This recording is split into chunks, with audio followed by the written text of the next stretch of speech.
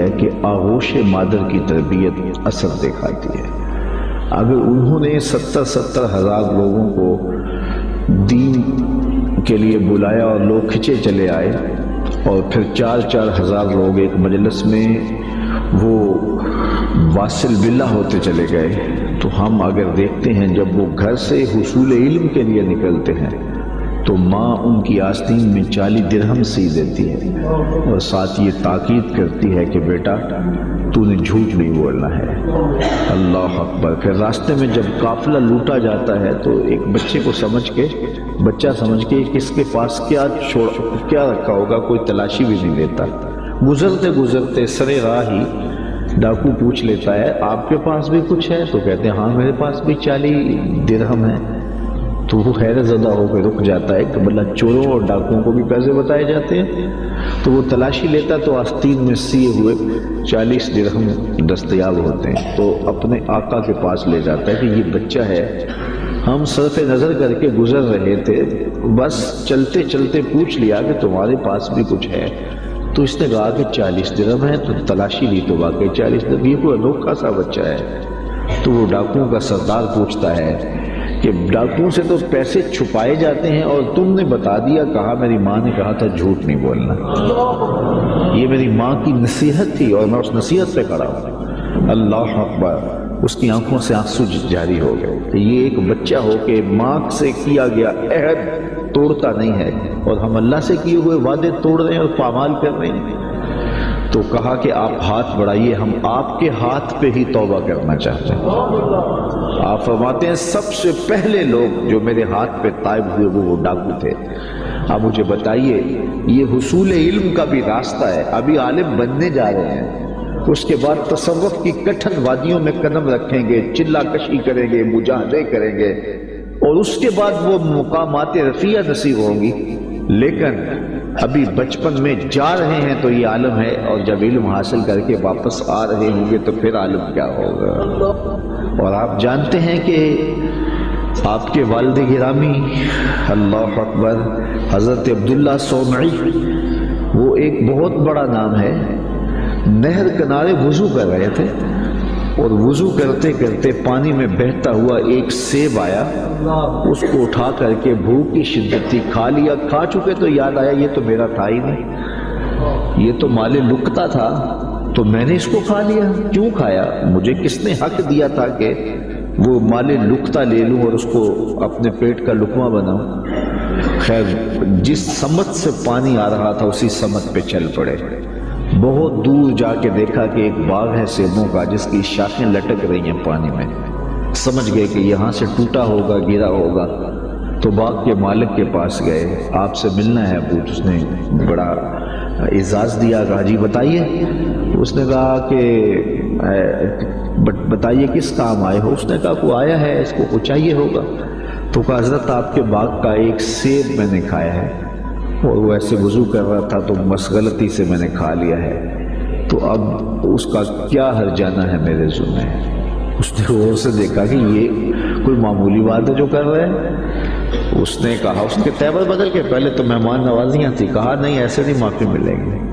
کہا کیسے معافی ملے گی؟ کہا 12 سال میرے باغ کی گوڈی کرنی پڑے گی۔ ایک سیب کے بدلے 12 سال؟ لیکن وہ بھی کوئی صاحب نظر تھے، اور وہ بھی اس دوران ان کی تربیت کرنا چاہتے تھے اور انہیں دیکھنا چاہتے تھے، تو کہا کہ 12 سال تمہیں میرے باغ کی گوڈی کرنی پڑے گی۔ تو تیار ہو گئے کہ ٹھیک ہے، وہ میرا گناہ تو دھل جائے گا، تم معاف تو کر دو گے۔ آج غوث پاک کی 11ویں پکانے والے دیکھیں وہ کس مال سے پکا رہے ہیں۔ یہ میں غوث اعظم کے والد کی کہانی سنا رہا ہوں۔ اللہ اکبر۔ 12 سال گوڈی کر رہے ہیں، 12 سال۔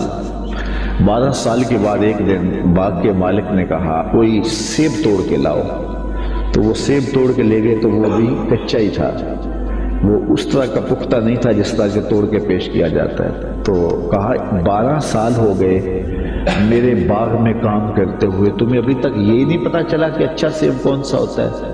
کہا ایک سیب کی سزا کاٹ رہا ہوں، مجھ سے قسم لے لو 12 سالوں میں نظر اٹھا کے سیب کی طرف دیکھا بھی ہو۔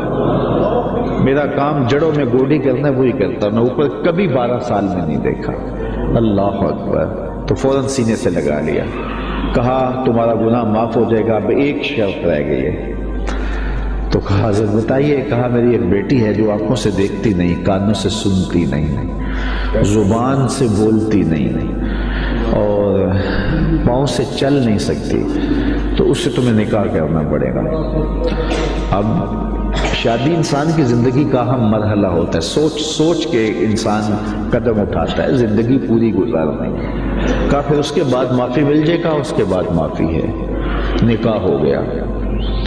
کہا جائیے اپنی جو ہے وہ دلہن کے کمرے میں، جہاں گئے تو وہاں صحیح الاعضاء ایک خاتون، ایک لڑکی منتظر تھی، تو واپس دوڑ آئے اور دوڑتے ہوئے جو ہے وہ ماتھے پہ دروازے کی چگاٹ جو تھی وہ دروازے پہ لگی۔ تو آگے حضرت شیخ تھے ان کے، اس بچی کے والد، تو کہا کہ دوڑ آئے ہو؟ کہا حضرت پہلے ایک غلطی کی سزا اتنی لمبی بھگت رہا ہوں، تو وہ جس سے نکاح آپ نے پڑھوایا تھا وہ تو نہیں ہے، یہ تو کوئی اور خاتون ہے، صحیح الاعضاء ہے۔ کہا وہی تمہاری بیوی ہے۔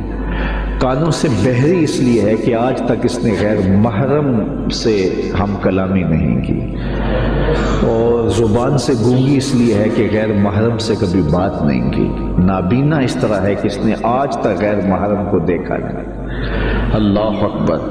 پاؤں سے اپاہج اس طرح ہے کہ آج تک یہ جو ہے وہ غیر محرم کی طرف چل کے نہیں گئی۔ یہ حضرت غوث اعظم کی والدہ بنی، اور یہ بزرگ جنہوں نے سیب کھایا تھا یہ حضرت غوث اعظم کے والد بنے۔ پھر اللہ نے ان دونوں کو جو شہزادہ دیا اس کا نام شیخ عبد القادر جیلانی۔ تو وہ کیا کسی نے کہا تھا نا کہ اچھی مائیں اچھی اولاد کی ضمانت ہوتی ہیں، اور مائیں جب اس طرح کی پاکیزہ صفت اور باپ تقوی کے اس معیار پر ہوں تو پھر بیٹے شیخ عبد القادر جیلانی ہی ہوتے ہیں۔ آپ جانتے ہیں کہ مائی راستی حضرت بابا فرید گنج شکر کی ماں، وہ بچے ہیں تو مصلے کے نیچے شکر کی پڑیاں رکھ دیتی ہیں، اور وہ نماز پڑھتے ہیں، مصلہ اٹھاتے ہیں تو نیچے شکر کی پڑیا ہوتی ہے، تو انہیں شوق تھا شکر کا تو وہ کھا لیتے ہیں۔ اللہ اکبر، تاکہ بچہ عادت اس کی پک جائے، پختہ ہو جائے نماز کی۔ امام غزالی نے احیاء العلوم میں لکھا ہے ہر عمل پہلے ریاکاری ہوتا ہے، پھر عادت بنتا ہے، پھر عبادت بنتا ہے۔ تو اپنی اولاد کی تربیت کرنی چاہیے کہ انہیں پہلے لالچ دے کے انہیں نیکیوں کی طرف راغب کرنا چاہیے۔ تو وہ روز شکر رکھتی تھی۔ ایک دن ماں کہیں گئی تھی اور آتے ہوئے لیٹ ہو گئی، اور نماز کا وقت آ گیا۔ ماں کا دل ڈول رہا ہے کہ آج بیٹے نے مصلہ اٹھایا تو آج چونکہ میں نے شکر کی پوڑی رکھی نہیں تو بیٹے کا بھرم ٹوٹ جائے گا۔ دل ہی دل میں دعا کرنے لگی، مالک تو قادر بھی ہے، قدیر بھی ہے، آج میری محبت کی، آج میری اس ادا کی اور میری اس حکمت عملی کی جس کے ذریعے بچے کو نمازی بناتی ہوں، لاج رکھ لے۔ خیر واپس پلٹی، بیٹا نماز پڑھ چکا تھا، تو ماں نے جلدی سے کہا کہ بیٹا فرید نماز پڑھ لی؟ کہا امی نماز پڑھی، لیکن ماں کا دل ڈولنے لگا کہ لیکن کے بعد کیا کہنے والا ہے۔ کہا لیکن آج جو پوری شکر کی ملی نا اس کا چاسی کوئی اور تھا، اس کا مزہ ہی کوئی اور تھا۔ تو ماں نے بیٹے کو گلے سے لگایا، کہا بیٹا پہلے پڑیا میں رکھتی تھی، اب تیرے رب نے رکھی ہے۔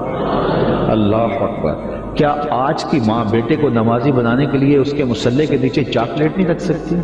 آج اس کو نمازی بنانے کے لیے کوئی طریقہ اختیار نہیں کر سکتی؟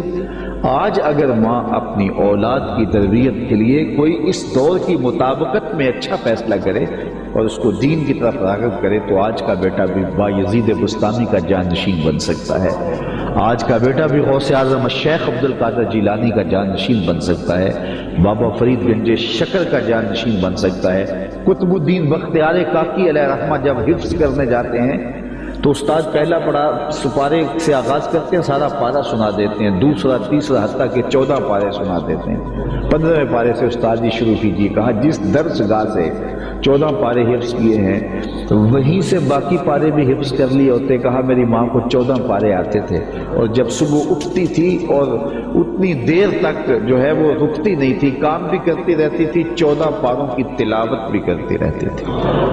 اور یہ بات میں نے ماں کی آغوش سے یہ پارے سیکھ لیے ہیں۔ جب ماں ایسی ہو تو بیٹے قطب الدین بختیار کاکی بنتے ہیں۔